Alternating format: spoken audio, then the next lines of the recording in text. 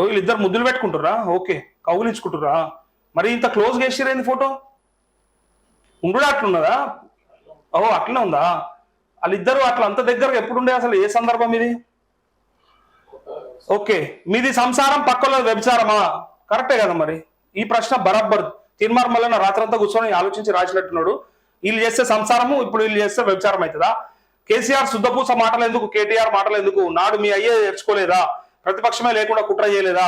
ద్రోహులకు పదవులు కట్టబెట్టిండ్రు, ఉద్యమకారుల్ని జాడిచి తన్నీరు, ఇవాళ ముసలి కన్నీరు గారిస్తే నమ్ముతారా?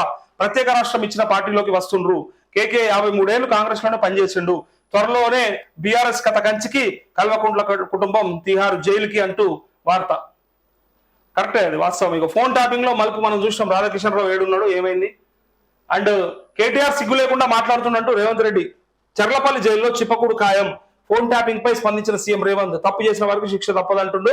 వీళ్ళనింత తొందరగా విచారణ జరిపి తప్పేంలే, కేటీఆర్ తీసుకపోతారా, హరీష్ ని తీసుకపోతారా, లేకపోతే డైరెక్ట్ కేసీఆర్ ని లోపేస్తారా? వేయాల్సిందే. దొంగలు పోయి గది దొంగలు వచ్చిర్రు. బీఆర్ఎస్ బాటలోనే అస్సాం పార్టీ వ్యాపారులను రాహుల్ ట్యాక్స్ కోసం వేధిస్తుండ్రు.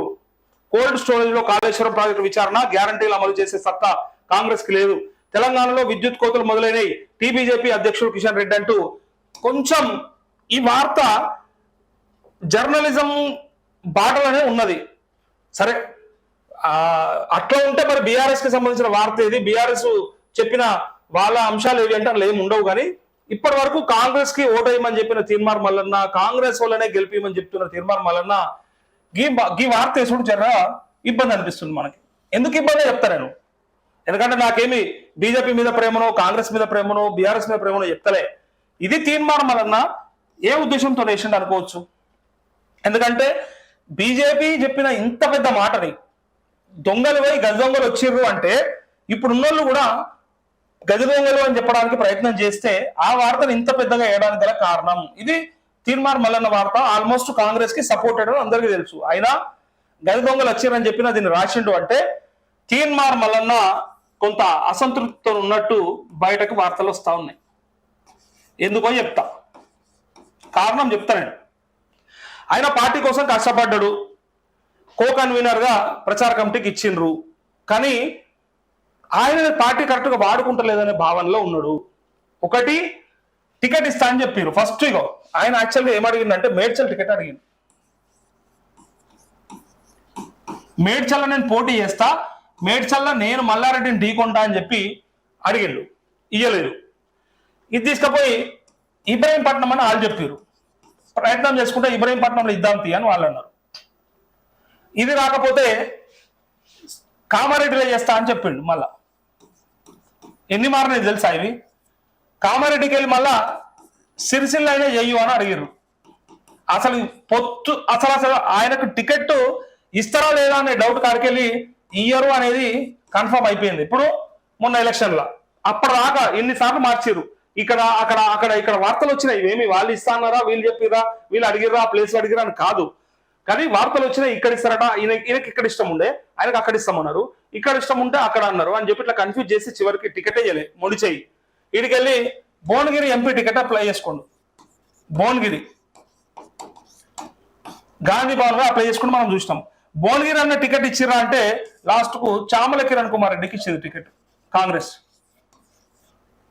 ఇక్కడ ఇచ్చి ఇప్పుడేమవుతున్నారు, కాదు కాదు కరీంనగర్ ఇస్తారట అంటారు. కరీంనగర్ ఇంకా పెండింగ్ ఉంది కాబట్టి కరీంనగర్ ఇస్తారట అంటుండు. అది బండి సంజయ్ మీదనే. మళ్ళా ఆ బండి సంజయ్ ఎవరు? మళ్ళా మున్నూరు కాపు సామాజిక వర్గానికి సంబంధించిన వ్యక్తి. ఈ రాజకీయాలు ఎట్లుంటాయంటే ఇటు ఇయ్యా అని చెప్పకుండా ఇచ్చి ఎవరి మీద పెడతారంటే బండి సంజయ్ మీద పెట్టి ఒక మున్నూరు కాపు బిడ్డని ఇంకో మున్నూరు కాపు బిడ్డ పైనే పోరాటం చేయమని చెప్పి పోటీకి దించి వాళ్ళల్లో వాళ్ళకి అన్యాయం చేసుకోవడానికి చేస్తున్న ప్రయత్నం. ఆయనకు పోటీ చేయడానికి మెచ్చుతాడా, ఒప్పుతాడా? అసలు ఫస్ట్ కరెక్ట్ అవుతుంది అది? వాళ్ళ సామాజిక వర్గం మీద ప్రేమ ఉండి వాళ్ళ మీటింగ్లకు అటెండ్ అయ్యి అక్కడ మనం ఎప్పుడైనా సరే మన వాళ్ళకి ఓటేసుకోవాలి, మన వాళ్ళని మనం చూసుకోవాలని చెప్పి ఒక ఉద్యమకారుడో లేకపోతే సరే ఆ సామాజిక సంఘ కార్యకర్తనో లేకపోతే ఆయన నాయకుడు అట్లా చేయడు కదా. బయట అన్ని మాటలు చెప్పి మళ్ళీ అక్కడ పోయి పోటీ చేసి ఆయనకే ఇబ్బందులు తీసుకొచ్చే పరిస్థితి లేడు కదా. తెస్తాడు, తేవాలి, తెప్పియాలి, లేదంటే ఆయన నుంచి పోటీని విరమింపు చేసుకోవాలి. నేను చెయ్యా అని చెప్పి తప్పుకోవాలి. ఇప్పుడు అయిపోయినాయి. నేనేమంటున్నా అంటే ఎంపీ ఎలక్షన్ అయిపోయాయి, ఒక చిన్న లెక్క, ఎమ్మెల్యే ఎలక్షన్స్ అయిపోయినాయి, ఎంపీ ఎలక్షన్స్ కి ఆల్మోస్ట్ నోటిఫికేషన్ వచ్చి దగ్గరకు వచ్చేసింది.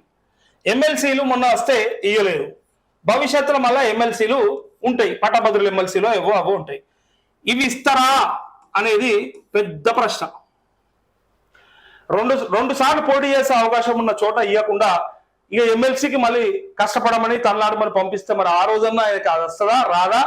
మరి ఇంతమందిని గెలిపించిందని చెప్తారు కదా, మరి గెలిపించిన వ్యక్తికి అవకాశం ఇస్తారా లేదా అంటే ఆయనకంత సీన్ లేదు, ఆయన మంచిగా వాడుకుంటుంది పార్టీ అని చెప్పి అంటా ఉన్నారు.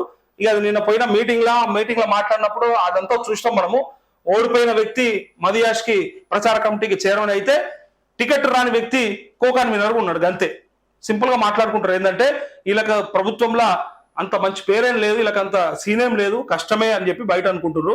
మరి ఇది కాదు, ఇది ఖచ్చితంగా వాళ్ళకి అవకాశాలు వస్తాయి అని చెప్పి అన్నప్పుడు మదియాష్కి తీర్మార్మలకి ఏదైనా ఛాన్స్ వస్తేనే, ప్రచార కమిటీ చైర్మన్ కి కో-కన్వీనర్కి వస్తేనే నమ్మకం ఏర్పడుతుంది. లేకపోతే వీళ్ళని మంచిగా వాడుకుంది పార్టీ అని పేరు వస్తుంది.